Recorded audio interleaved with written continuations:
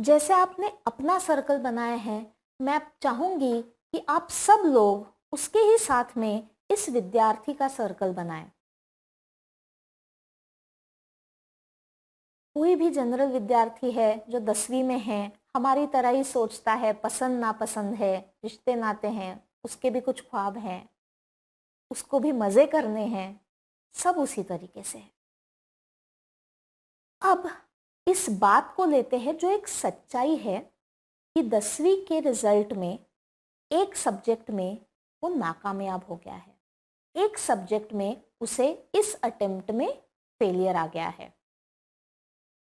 सोच के बताइए, इस विद्यार्थी के सर्कल में हम वो फेलियर कहाँ रखेंगे? पूरे के पूरे सर्कल को फेलियर करके लेबल कर दें, क्या ये सही होगा? Would it be rational? Would it be logical? नहीं। तो फिर कौन से हिस्से में रखेंगे? आप में से कुछ लोग कहेंगे कि इस फेलियर को हम शिक्षा वाले हिस्से में रखेंगे, एजुकेशन के हिस्से में रखेंगे। बात तो सही है, it is an academic failure, so let us keep it in the area of academics. लेकिन मुझे बताइए, क्या पूरा का पूरा एकेडमिक्स का हिस्सा, शिक्षा का हिस्सा काला कर दे? हाँ या ना? नहीं। क्योंकि अगर इस विद्यार्थी ने कक्षा पहली से लेकर 10वीं, उसके आगे भी 12वीं, उसके आगे ग्रेजुएशन, और कल को अगर पोस्ट ग्रेजुएशन भी किया, तो उसका पूरा शिक्षा वाला हिस्सा देखकर 10वीं के एक परीक्षा में एक सब्जेक्ट में अनुत्तीर्ण होना, अब हम उसे कितना सीमित कर सकते हैं? हो सकता है 10%। तो अब बहुत ही रियलिस्टिकली शिक्षा वाले हिस्से में हम कुछ एरिया को मार्क कर देंगे जो इस फेलियर को डिनोट करता है। सबने कर लिया?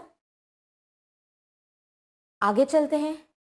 और कौन सी चीजें हैं और कौन से हिस्से हैं इसके लाइफ के जो इस अनुत्तीर्णता के साथ अफेक्ट हुए हैं, जिस पर इसका इम्पैक्ट आया है? अपना अपना सर्कल देखिए और बताइए। कुछ लोग कहेंगे रिलेशनशिप्स। हाँ, कुछ मेरे कर्तव्य होते हैं मेरी माता पिता की ओर कि उन्होंने मुझे हमेशा सपोर्ट किया, अच्छी स्कूल में मेरा दाखला किया, मेरा खाने पीने का ख्याल रखते हैं, जो मुझे अच्छा लगता है, पसंद नापसंद वो देखते हैं, मेरी सारी ज़रूरतें पूरी करते हैं। जाहिर सी बात है, मुझे ये लग सकता है कि उनकी जो इच्छाएं हैं मेरी तरफ से वो मैं भी पूरी करूं। तो कहीं ना कहीं रिश्तों में तनाव आ चुका है। लेकिन क्या मैं अपना पूरा रिलेशनशिप का हिस्सा काला कर दूं? फिर वही बात, अगर मेरा 70 साल का जीवन है और उसमें मेरे 10 रिश्तेदार है या 50 दोस्त है, कितना हिस्सा है जो इम्पैक्ट हुआ है और वो जिंदगी भर के लिए इम्पैक्ट हुआ है, या तब तक इम्पैक्ट हुआ है जब तक मैं खुद में बदलाव नहीं लाती हूं और इस पड़ाव को पार नहीं करती हूं। अपने अपने हिसाब से सोचिए और आपको जितना परसेंट लगे उतना रिश्तों के हिस्सों में मार्क कर लीजिए। और किन किन चीजों में फर्क पड़ा? भावनाओं में फर्क पड़ा।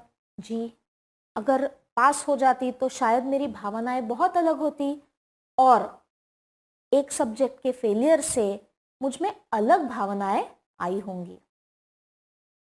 पूरे जीवन के भावनाओं का हिस्सा काट दे या अभी के लिए इस सिचुएशन से रिलेटेड मैं अपने आप को कुछ मार्किंग दूं? कर लेते हैं। अब आप ही सोचिए, आगे 2 मिनट में आप उन सब हिस्सों में उतना मार्क करिए जितना सच है और जितना रेलेवेंट है इस विद्यार्थी के आज के स्थिति के लिए। अगर आप सबका मार्किंग हो गया हो तो अभी आगे चलते हैं और एक बहुत ही अच्छी बात हम नए सिरे से सीखते हैं। अगर आपने सबने अपनी अपनी मार्किंग देखी तो बताइए कि पूरे सर्कल में से कितने प्रतिशत हिस्सा है जिसे हमने अलग रंग से मार्क किया है। कुछ लोग बोलेंगे 5% है, कुछ बोलेंगे 10% है, लेकिन आप में से कोई भी नहीं होगा जो बोलेगा 100% मैं खराब हूं या 100% मेरा जीवन खराब हो गया है। बात समझ में आ रही है? जब हमने खुद को एक तीसरे नजरिए से देखा तो हमें पता चला कि सच्चाई है, कठिन है, उसे फेस करने के लिए हमें बहुत सारे एफर्ट्स डालने पड़ेंगे, खुद में बहुत बदलाव लाने पड़ेंगे। लेकिन साथ साथ हमने ये भी देखा कि मेरे सर्कल की कोई एक चीज मुझे पूरी तरह परिभाषित नहीं करती है। क्या फर्क पड़ेगा अगर ये विद्यार्थी कहता है आई एम अ फेलियर, मैं नाकामयाब हूं, I am good for nothing, मेरी पूरी लाइफ खराब हो गई। एंड इन कंपैरिजन अपना अब की बार बनाया हुआ सर्कल देख के यही विद्यार्थी कहता है हाँ, मेरे जीवन के एक महत्वपूर्ण हिस्से में अभी एक बड़ी रुकावट आई है, लेकिन आज भी मेरे पास मेरी बुद्धि, मेरा इंटेलिजेंस है, मुझ में कुछ सकारात्मक भावना है, जैसे करेज, मोटिवेशन, होप, जिनका प्रयोग करके मैं आगे बढ़ सकता हूं। आज भी लोग हैं जो मुझ पे विश्वास रखते हैं, मुझे सपोर्ट कर सकते हैं। आज भी मेरे पास अपने गोल्स है, मेरा लक्ष्य है। आज मेरे पास कुछ चीजें हैं जो इस अनुत्तीर्णता की वजह से नहीं बदली है, और उन सब का प्रयोग करके ये जो रुकावट आज मेरे जीवन के इस हिस्से में आई है, मैं उसे पार कर सकता हूं। बताइए कितना फर्क है।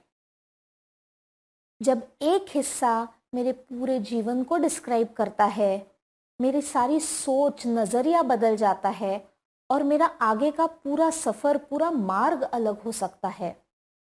और अगर खुद के बारे में मुझे जागरूकता हो, मुझे पता हो मैं कौन हूं, तो एक हिस्सा कभी भी मेरे पूरे जीवन को परिभाषित नहीं करेगा। और चाहे कितना भी बड़ा सेटबैक या ऑब्स्टेकल क्यों ना आए, मैं उसमें से जो सीख हो वो लेकर फिर खड़ी भी रह सकती हूँ और आगे भी बढ़ सकती हूँ। उसी तरह कभी मेरे जीवन में मुझे अच्छा सक्सेस मिल जाए, मैं खुद को उसी तरह देख सकती हूँ। इंस्टेड ऑफ सेइंग मैं कितनी ग्रेट हूं, मैं यही कहूंगी कि हाँ, इस हिस्से में आज मैं काफी अच्छा काम कर रही हूं, मुझे आगे भी वो करना है, और बाकी हिस्से जिनमें उतनी अच्छी प्रोग्रेस नहीं है उनको और अच्छाई की तरफ बढ़ाना है। ये दृष्टिकोण जितना बचपन से या जितनी कम उम्र से हम खुद में डेवलप करें, उतना ही आगे आने वाले ऑब्स्टिकल्स से हमारा डील करने का तरीका ज़्यादा बेटर हो सकता है, ज़्यादा हेल्दी हो सकता है।